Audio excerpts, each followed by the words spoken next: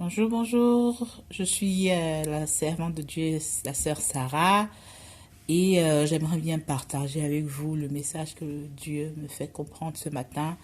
Il est tiré du chapitre du livre de Matthieu, chapitre 25, du 1er au 13e verset. Là, on va juste s'arrêter là.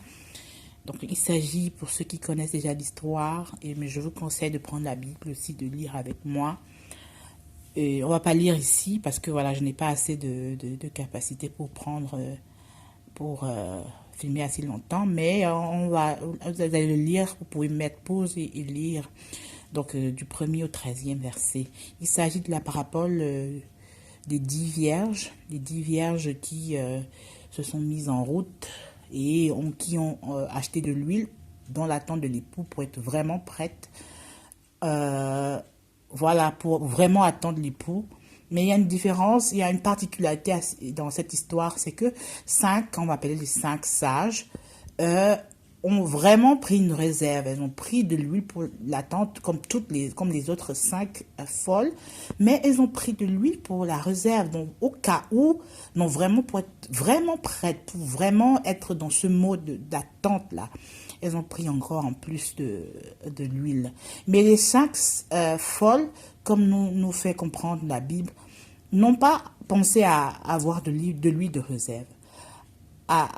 Et puis on apprend dans le texte que que l'époux arrive, voilà, et les 5 folles, voilà, n'ayant pas pensé à la réserve, se sont retrouvées dans la pénurie. Donc elles ont voulu avoir de l'huile des autres 5 sages, des vierges sages, qui naturellement, comme elles sont sages, leur a dit, bah écoutez, ce n'est pas possible parce que voilà, nous on a juste l'huile qui suffit à voilà, à attendre vraiment l'époux. Si nous, on en partage encore avec vous, ça veut dire que, et nous, on n'en aura pas assez, et vous non plus. Donc, c'est mieux aller en chercher encore chez le vendeur. Donc, voilà, elles se remettent en route, et quand on la prend, elles reviennent, l'époux ne les reçoit plus parce que voilà, l'époux est déjà passé, il a pris les 5 premières, les 5 sages. Il a fermé la porte de banquet. Bon, mais qu'est-ce que ça m'apprend moi en tant qu'un chrétien? Parce que ce message s'adresse à quelqu'un qui dit je suis chrétien, à quelqu'un qui reconnaît Jésus comme son Seigneur et Sauveur. Qu'est-ce que ça m'apprend moi?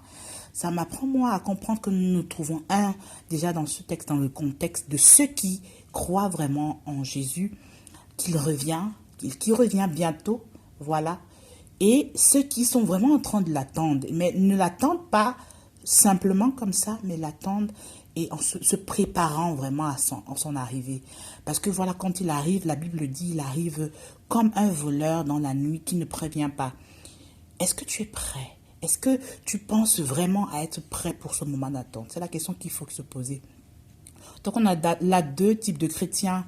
Le chrétien qui est vraiment dans l'attente, mais qui se prépare aussi vraiment à la venue de son époux. Est-ce que tu es vraiment ce chrétien-là qui se prépare tous les jours, qui se demande, et si Jésus vient aujourd'hui? Et si Jésus vient demain? La plupart d'entre nous, on se dit, on va vivre peut-être, pour ceux qui sont un peu plus jeunes, oui, je vais y bientôt, sûrement, j'aurai 50 ans, j'aurai 60 ans. Mais qui te dit que demain ou aujourd'hui n'est pas le dernier jour de ta vie? Est-ce que tu es vraiment prêt?